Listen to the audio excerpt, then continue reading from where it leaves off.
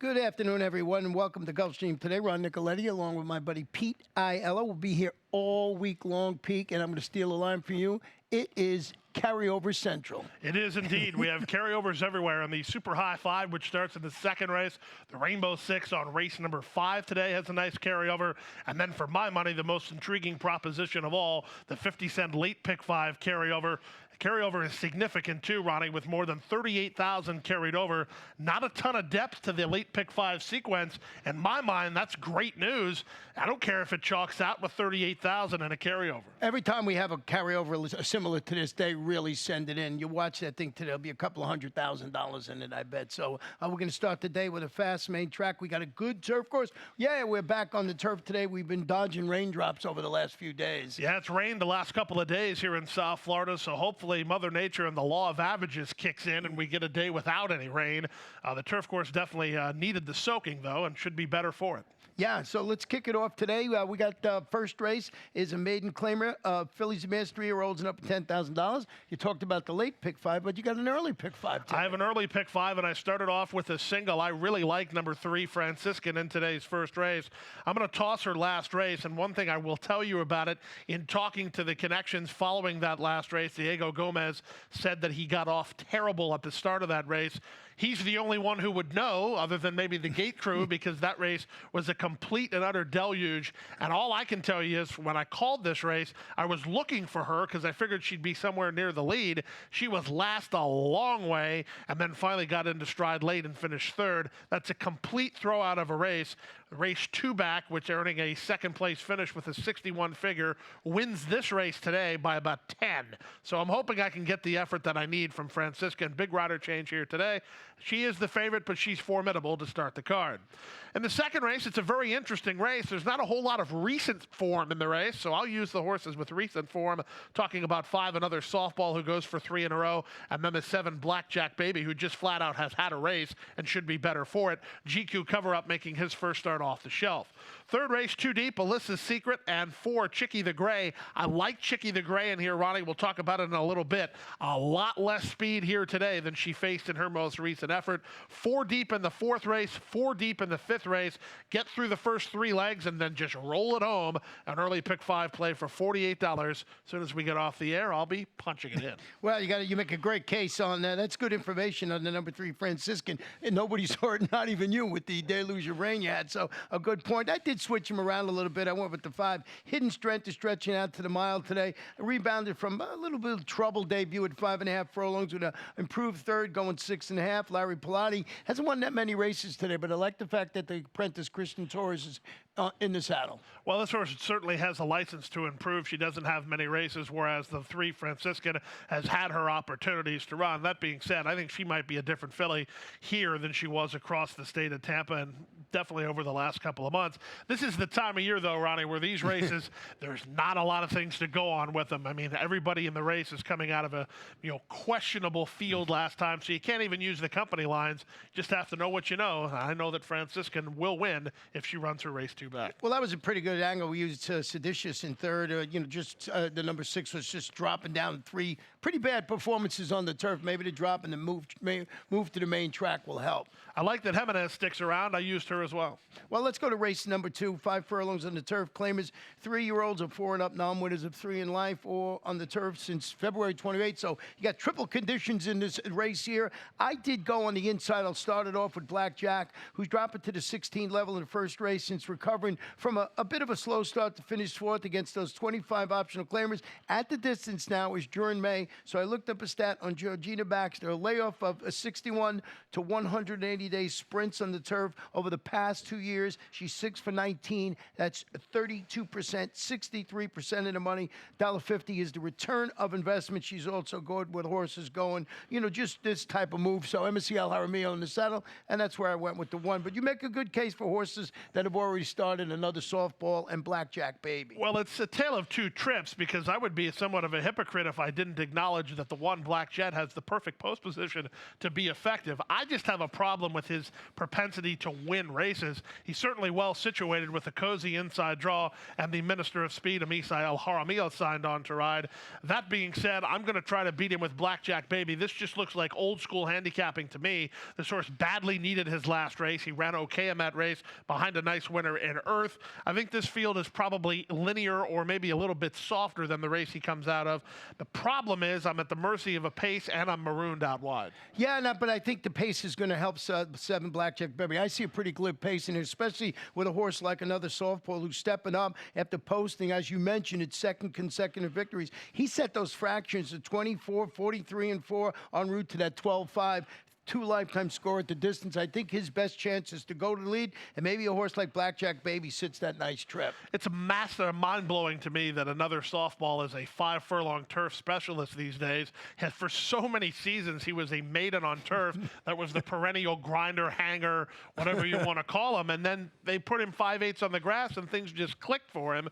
Kathy Mungeon has a big chance to sweep the early daily double. Yeah, absolutely does today. Her barn has been going good. She's batting about 19-20%, so we'll see how that plays out. Now we go to race number 3 today. Mile Claimers, fillies, three-year-olds. Well, fillies and mares, 4 and up. Non-winners of 2 in life. And we both have the number 4, Chicky the Gray on top, who's going to Mary Epler's barn. There's a lot of things going on with Chicky the Gray in this race. First and foremost, and for me, by far the most important nugget with this daughter of Flashpoint, is her last race was full of speed. It was one of those races where you were looking to figure out who the speed of the speed was. The public thought at 3-1 it might be Chicky the Gray. They ended up being wrong as Princess Latina shot right to the top, but she will not have anywhere close to the same amount of pace as she had in her last race. So that's a key move, and then the barn change should move her up or at least keep her the same. Jaramillo has the call, so he'll put her into play early. I don't see a ton of other speed in here. I think Chicky the Gray is going to be loose up top and prove elusive here. Well, let's show you a stat on Mary Epler that I pulled. First after the claim, horses going sprint to the route on the dirt. There's not a big sampling, but it's good. 3 for 9, 33%, 78% of the money, 206 return investment. I'm in agreement with you. I thought this horse would be the speed in there. MSCL Jaramillo in the saddle today. I believe the morning line favorite, or second choice for sure, is Alyssa's Secret, who's dropping to the 16 level, stretching out to the 1-turn mile this afternoon after facing better in 4 consecutive sprints since that claim by Saffie Joseph Jr. They're putting where this horse belongs. Yeah, and there's only 5 horses in here, so yeah, I get that there's probably chinks in all 5 of their armor, but you're going to have to look at it and figure out what is the best of the lesser of the 2 evils, so to speak. And I think Alyssa's Secret's class drop certainly will help her.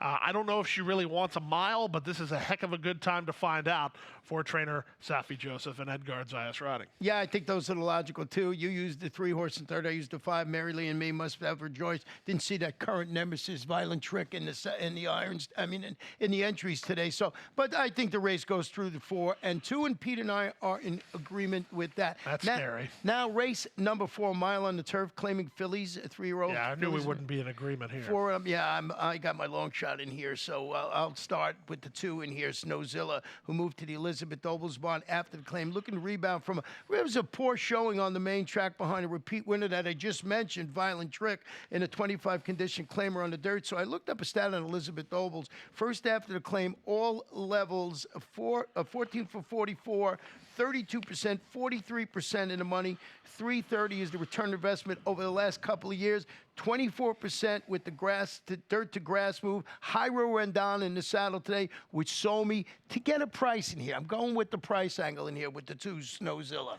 I guess I can understand that. I mean, she is making a huge step up in class here today, but she only has a couple rivals to beat. This isn't one of those big, bulky 11-horse turf fields that we've been running lately. And I think that the real key here is we're both trying to do the same thing, and that's beat the favorite. I figure the 3, She Put a Spell on Me, goes favored 2-1 on the morning line. I hope she takes more money than that because I'm against a win for her on the comeback try. She hasn't been seen since January, and she should be off the fact that she has a win for 43 starts ago at Aqueduct. She should take a lot of play here. The key question is, how does this race unfold from a pace scenario? Do you have any strong opinion on that? No, I don't. I just thought that Motherwell, the horse that you have on, has that tactical ability to just set or stalk the pace. And she's got a really consistent record on the turf of 9 starts, 2 wins, a second, a third.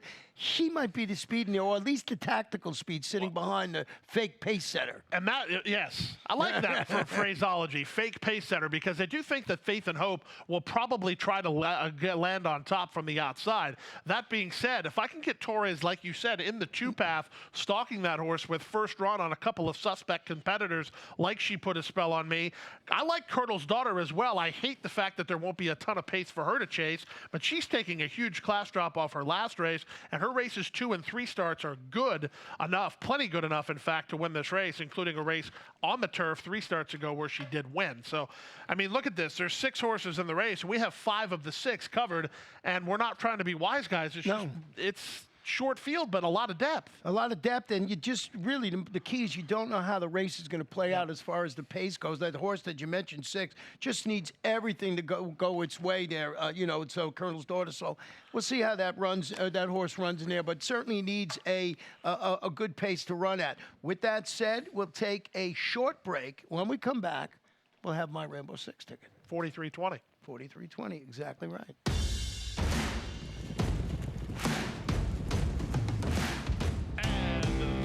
And the Princess Rudy with a quarter-mile left to go. 4 off the top of the turn.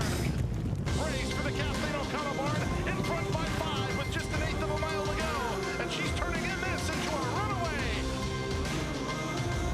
The powerhouse performance. She punches her ticket to the Breeders' Cup and wins by 5.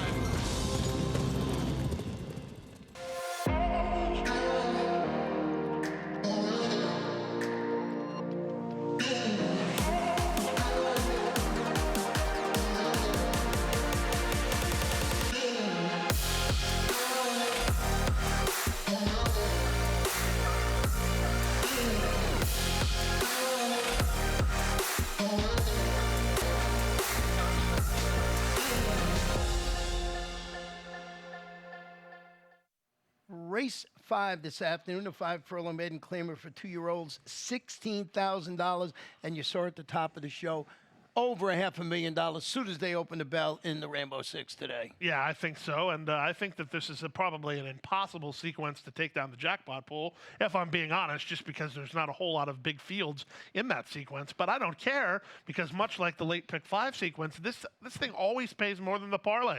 I used to have a guy on Twitter, I don't know where he went, but he used to tweet me every day and tell me what the parlay was and what it paid. I don't know where he went, but I'd like some information on that. If you're out there, come on back. We need you here to checked out the parlay. That's like the Stronach 5. That I know you call that.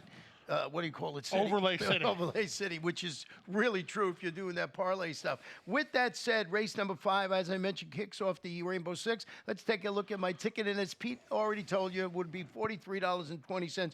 1, 2, and 4 in here. Verdict is in. Where you going, Owen and Maletta? I actually like the 4 Maletta in the first leg. I got some interest today in race number 8. I actually made this horse my best bet, and that's the 7, Feature Creature, who runs well when stretching out from 5 furlongs to a route distance, especially 7.5 furlongs. So it's a little bit of an angle that I like. It's Yvonne Belsour, Edgar Zeiss. I think you get a little bit of a price in there. I use Sandrift, who's the logical choice, but I just thought maybe Feature Creature would, be able to run in there, and I can get a bit of a price. And the race number 9, we had a big scratch in there of the number 2 Piloting, about 11.15. So I'm going 3 deep there with the 1, 3, and 6, and I'm closing it out. Boy, that last race, Pete has a single in the late pick 5. I'm just saying, if you had one, I'd go deep in this last race. I went with 3 and 4, but it is a real scramble. So I went with Gabby's Dream and Lady Marcella. But my ticket to keep it affordable, what I could afford, I only went 2 deep in there. No singles, though, and I actually agree with the ideology there. This is a a tougher than look sequence. Not so much because there's a huge amount of depth, but it's one of those sequences, at least for me, it's only a 2-horse race. It's only a 3-horse race. So why try to gyp yourself out of a winning ticket if you can cover all the bases, theoretically speaking, for just 43.20? Well, interesting to see how you started in race number 5. As I mentioned, went with the Formuletta, who's dropping a notch, and I know you wanted to show this horse's last race. Yeah, I mean, I'm with you, but I'm reluctantly with you because, I like the way this horse ran last time out. We'll take a look at it now. This horse's race last time was very similar to his race in the career debut, where he had to plot a wide course and was kind of softened up. They took the starch out of this horse early. The eventual winner of the race is now third in My Runner, but Maletta stuck in the 2-path, never did see the inside fence, and worked awfully hard, awfully early into the race. And again, the 2, My Runner on a major class drop would sweep out wide of Maletta and run by. The thing is this horse has run 2 good races in a 2-race career. He's been favored both times. He'll be favored again. Is it more of the same, or is today finally going to be his day? Well, I think the slight drop in competition, I think this is a better spot for this horse. We'll see how Maletta runs. I was struggling. I got him on top, but as I show you my ticket, I went 3 deep in there. So there's Maletta, you can see there in the stretch as he went that way. Where you going on in the second? Really do that bad. Well, no, not that bad. I mean, he like I said, he was asked to go quick or too early in the race, and that's why the 2 got by him. You're just trying to be. Oh, you got him right. We got the same exact. Yeah, I know. I said I'm with you, but reluctantly. What about where you're going on? Well, I wanted to pick him on top because this is a huge class drop for him. But his last race, for my money, was a weak maiden 50. So he's still taking a huge class drop. But when he's coming out of a weaker race and he didn't really run all that well, I don't know. Yeah. Maletta is more, you see what you got. But if you look at this horse back, we're talking about where you're going, Owen, he finished a 3rd in his career debut. That was going 5 furlongs on the main track. So I sort of keyed off that race to put him on my ticket. The verdict is dropping to this level. He failed to show much in his career debut. He's a recent gelding. Maybe that wakes him up for Eddie Plessis Jr. Diego Gomez is going to handle the inside post. I thought those were the logical 3, and you made a good point. Didn't want to get knocked out in the first leg, and I'm not sold on anybody. Would not be surprised if someone we didn't pick jumps up and beats us. Well, no, I would. Yeah. That's what I was just going to say. I would, because you have the 3 who has no shot of any kind. Right. The 5's a first-time starter for low-profile connections. So the only other horse to give airtime to is the 6, Fayez, who took a lot of money for Sano on the debut run. I know you and I are in the similar mentalities there. I don't think of Sano as a win-early type guy. He races his horses into shape. This horse ran terrible last time out, but he doesn't have to improve all that much to make a lot of noise in here because this isn't a very deep race. Yeah, and so, once again, when you're putting your ticket together for the Rainbow Six, if you think you can go deeper, if you can find something you could single a little later on, you do that. The big news today, I really believe that besides that humongous carryover in the Rainbow Six, is the carryover in the Lake Pick 5. I am not kidding. They send it in this race. Yeah, and I'm going to give you a ticket now. Full disclosure, if anybody saw my Twitter video, I said I didn't want to single. I singled anyway, but this is a shell ticket. Add to it, subtract to it, however you like. I'll be playing this ticket, but I'm also going to play another one where I kind of key off a little bit of different strategy. Now, that being said, in the first leg, I want to get alive. And for my money, there's only 3 horses in this race that could ever possibly win.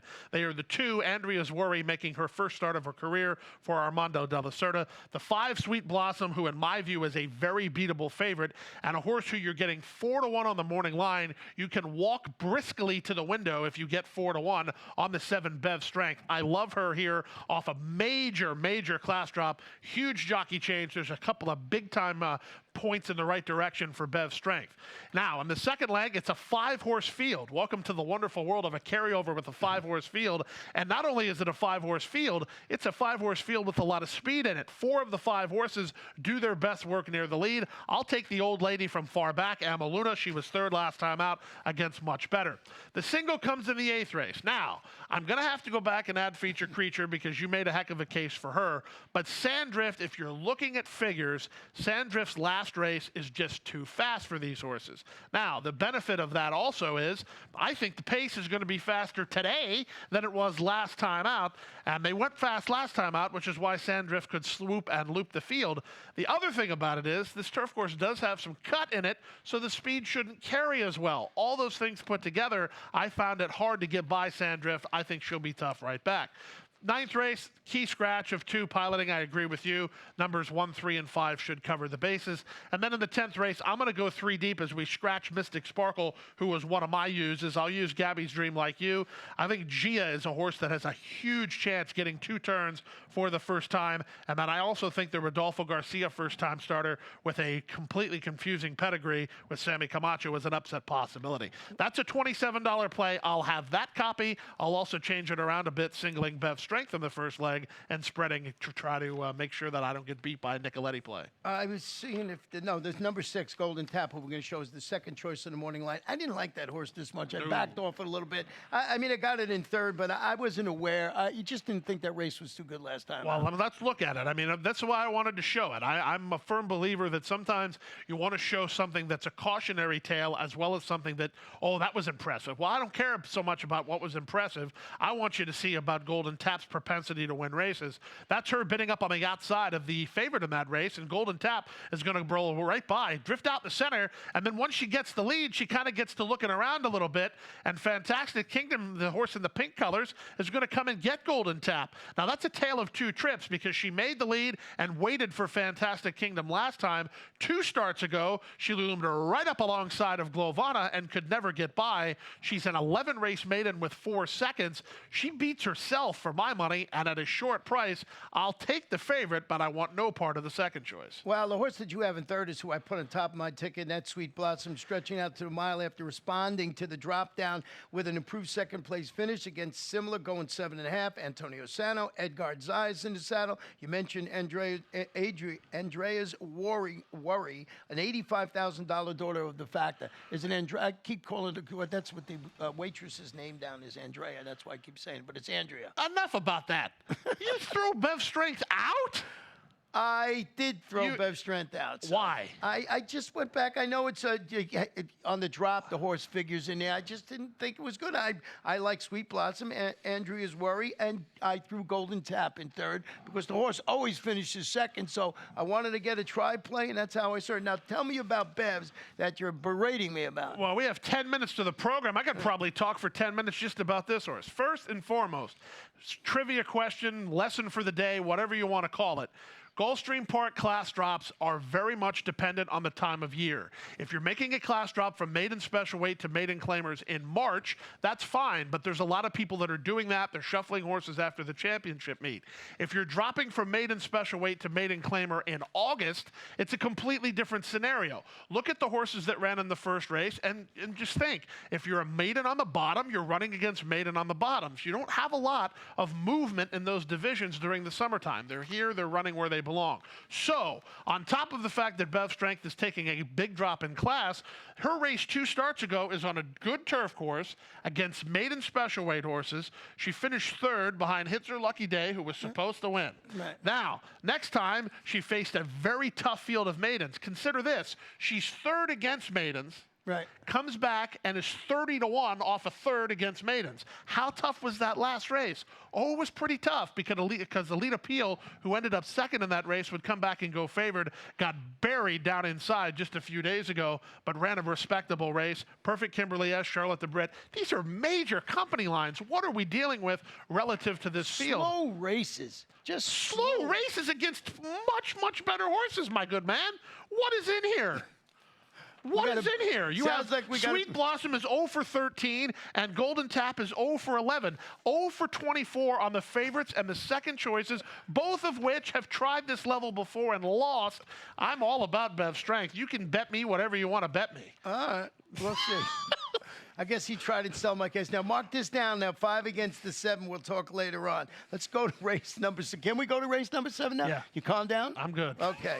7 furlong starter, optional claimer. Fillies and mares 3 and up. I thought 5 Levy landing here. Moved to the Schmier Mirage Bond after the claim. Trio of sharp races against clues. Those back-to-back open length 6,250 claiming victories and a narrow defeat against 12-5 condition claimers at a mile last time out. This is not a jump up in competition. I think it's pretty lateral. Yeah, I guess so. Now, I will say this. This horse was defeated on a tactical standpoint last time out by Leilani. Heck of a ride by Raylu Gutierrez last time. He knew that Levyland needed to have the starch taken out of her early. He went after her 3 separate times and looked dead put away turning for home, but Levyland lived up to the billing as she got very tired in deep stretch. She ended up second. She makes the barn change here today. Now, that being said, the 1 Chutzpah's out, so we have a field of 5. The 2 Memorize is a speed horse. The 3's a closer. The 4's a speed horse. The 5's a speed horse. And the 6 is a speed horse. That's 4 speed horses, 1 closer. I'll go for the closer, Amaluna. We'll look at her last race now. This is a veteran campaigner who's made over $343,000 the hard way. She's a 12-time winner. 11 of those 12 wins have come right here at Gulfstream. That's her in the red colors down inside. She's no secret to racing fans at Gulfstream Park. She winds it up with a big, long, sustained run from the back. And by the way, this is a stake, and Miss Mashak for Joe Orsino is in front. Razorback Lady, who has faced some darn nice fillies over the wintertime, is second, and that's Amaluna rolling home, getting up for third at 96-1. She won't be 96-1 here, but if she runs that race, she'll get career victory 13.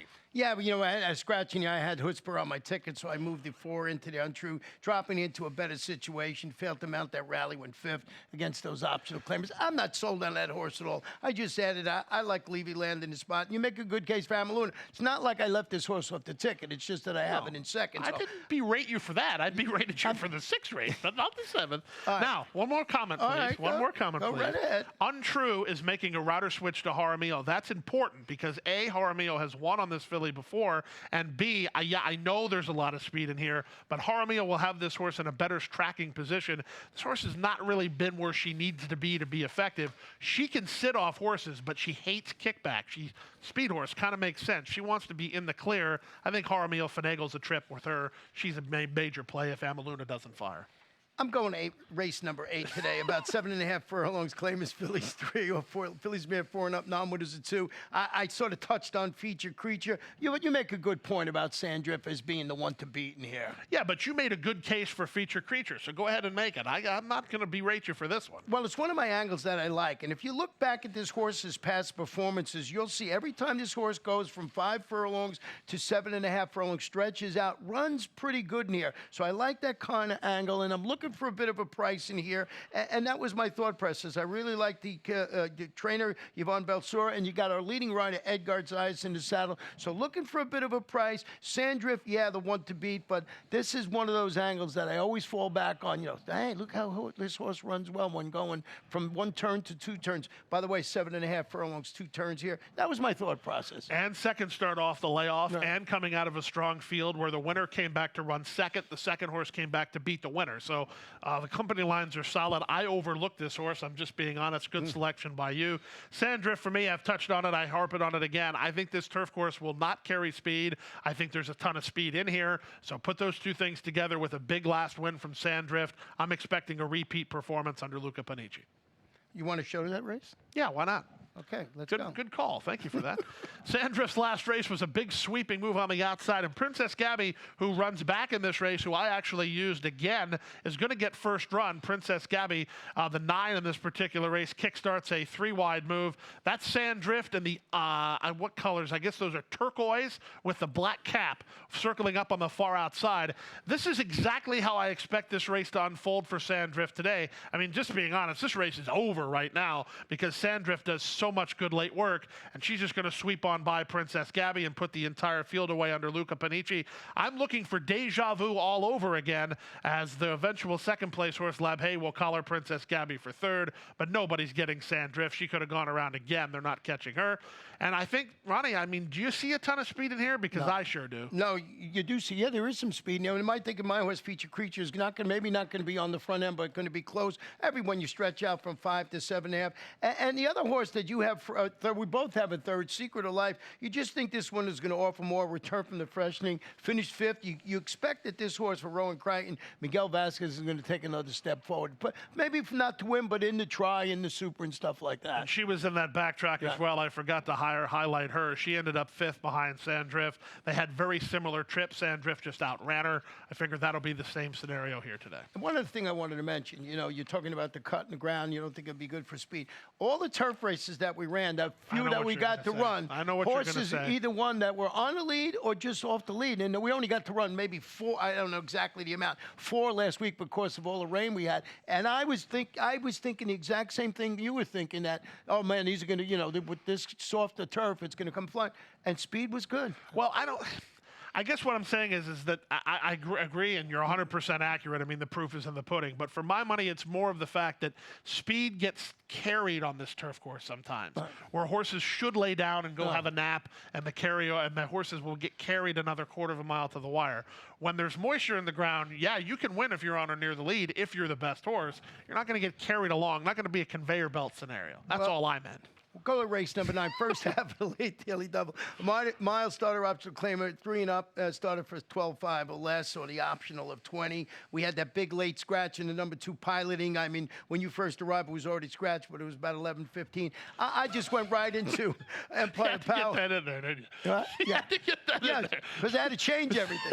Empire Power will try to make it 3 in a row at the distance after following his open score at 20 level. Comes back, and he had a really fight last time as the odds-on choice against those 25 optional claimers. He moves way up with the scratch of piloting. Yeah, and I mean, the question is with Empire Power is now he a race over the top? I mean, we're asking a lot of him. I mean, he just ran on the 31st of last month. He's back in less than 10 days. At least I think that's less than 10 days. Yeah, 9 days, wouldn't it be? So, I mean, the question is this horse a race over the top? And if he is, who stands to improve on him and get the job done? For my money, Zolza is the horse, because I think that he really doesn't want any part of 5.5 furlongs, so I can throw his last race out. And then his races before that are fast enough to contend if Empire Power, to use a Nicoletti phrase, stubs his toe. Stubs his toe. And Love Nest in for the 20 tag, and the starter optional claimer has speed, and the current form needed to grab a share in here, so I threw that one on my ticket. I just think that horse has some speed. You're dealing with a compact field. Maybe this one can get up there and grab a share of the action. No, thank you. No, thank you. Let's go to the last race today. Mark that down. About 7.5 on the turf. Maiden fillies, 2-year-olds, $25,000. You mentioned the scratch of the 8 horse in here, Mystic Sparkle, and just a wide open race. And we mentioned this with both our tickets. Yeah, but we have the same 4 horses, which kind of restores my faith in humanity a little bit. Yeah, just in the wrong way. You know, depending how deep you want to go in the ticket. Like I said earlier, if you can go 4 deep on your tickets, whether it's the late pick 5 or the Rainbow 6, these are the 4 that figure. I think, but I also think the 5 Snow and Lily Lynn takes some money by mistake almost, in the sense that she's run 4 times with 3 placings. She's taking a step up in price tag. I don't know how much of a step up it is in reality, however, because the horses who have raced with not a whole lot of success. Yeah, and you got the first-time starter, La Venezuela, first-time starter for Garcia. And I thought, you might want to go that way. But I did go with Gabby's Dream as a daughter of Uncaptured, debuting for Victor Barboza. Strong turf breeding on both sides of the family tree in there. Gets Lasix, leading jock Edgar Zayas. I used Lady Marcella in second. And Gia, you're right, Animal Kingdom should improve, stretching out around 2 turns. Yeah, big rider switch to Jeffrey Sanchez here this afternoon for a trainer that needs no help from us, and Oscar Gonzalez, one of many with a chance to close the Thursday card. Well, that's how we see the action here today, Pete, and you'll be given the rest of the changes, including piloting, in just a couple of moments. Yeah, and you'll be up to call the races after Bev Strength gets beat, and I storm off the roof. Oh, is that the bet? Good luck, everybody. The best chance for success begins with a solid foundation. At Hart Acre Farm, early personal one-on-one care starts the journey to becoming a champion. Bred to leading stallions, our mares represent the highest standards. Hart Acre Farm's signature in the breeding industry. Based in Ocala, Florida, breeder and owner Amy Tarrant has inspired excellence throughout her entire career. In your quest for success, start with Hart Acre Farm, breeding the champions of tomorrow.